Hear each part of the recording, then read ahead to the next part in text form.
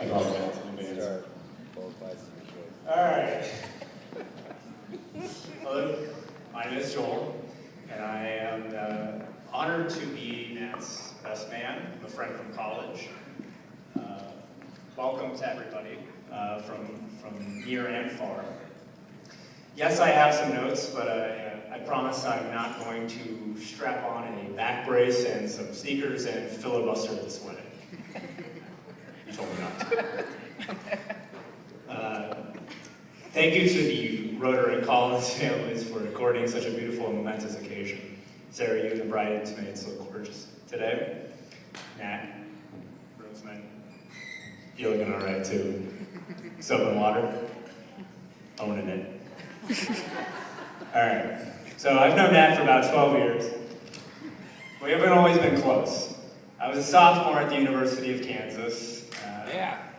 When Nat started as a freshman, and we were both living at the Lambda Chi Alpha fraternity house. Actually, Nat recently reminded me that he signed with the fraternity after a visit to Lawrence as a high school senior when he took a ride with me, Luke, and a few others in my old minivan, a purple Honda Odyssey, a rockin' Honda Odyssey, if you will. We blasted old school rap on cassette tapes, sang to everyone on campus, and we posed with our shirts off in front of the girls' dorms. Hey, whatever works, right? And trying to remember exactly when our friendship started to blossom, I turned to old hardbound photo albums. Yes, we went to college before Facebook. Kind of weird, I know, sorry.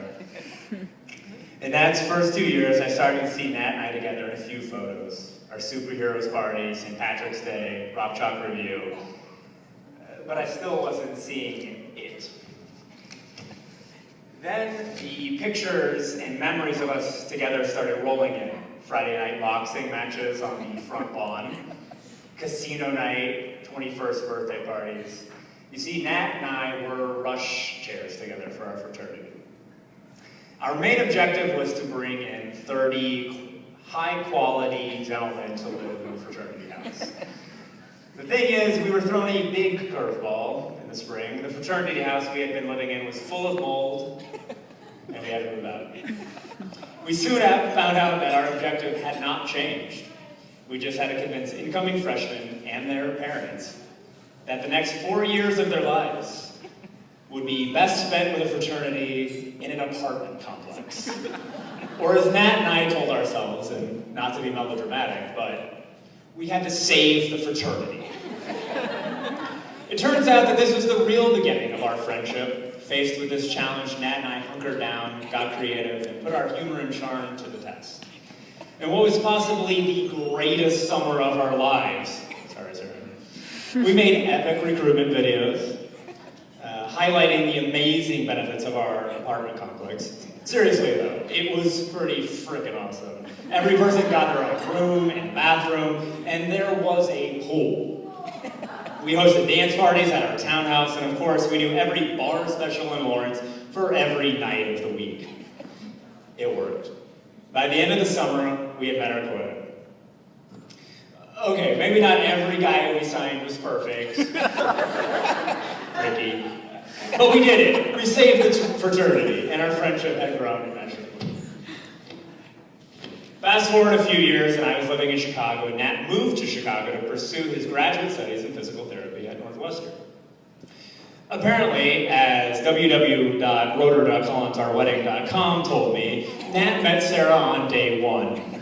Thankfully, through patience and ending some less awesome relationships, Nat and Sarah were able to begin dating and laying the foundation for bringing us all together today, and likely bringing us really beautiful children into the world in the next 4 to 6 years. I have only had a few opportunities to spend time with Sarah, but in those instances I thoroughly enjoyed it.